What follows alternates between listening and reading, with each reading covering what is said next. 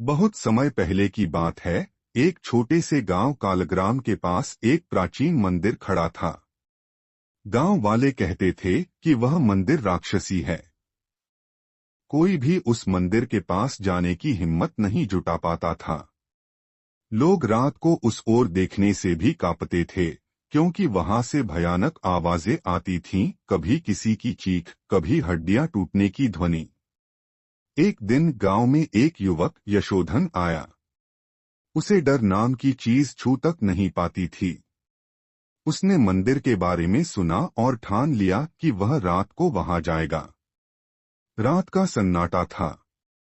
मंदिर के पास पहुंचते ही यशोधन को एक ठंडी हवा ने छुआ।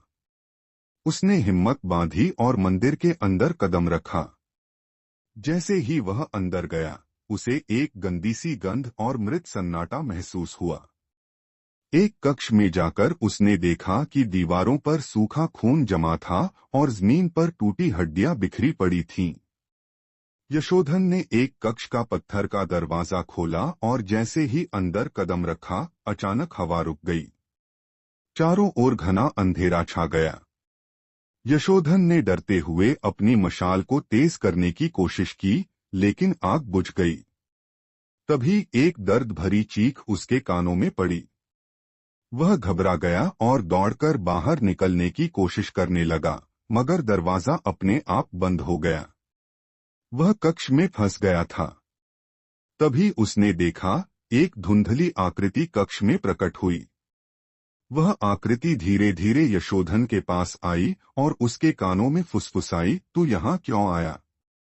तूने मेरी शांति भंग की है, अब तू यहाँ से कभी नहीं जा पाएगा। यशोधन के होश उड़ गए। वह बुरी तरह डर चुका था, लेकिन उसने हौसला जुटाया और उस धुंधली आकृति से बचने की कोशिश की।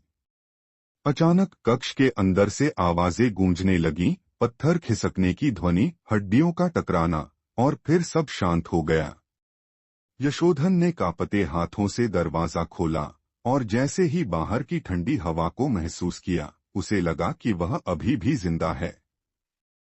लेकिन जब वह गांव वापस पहुंचा, तो उसने देखा कि सब उसे अजीब नजरों से घूर रहे थे। वह समझ गया कि वह उस मंदिर से बाहर नहीं आ पाया था। मंदिर ने उसे अपने जाल में फंसा लिया था और वह अब एक राक्षसी छाया बन चुका था।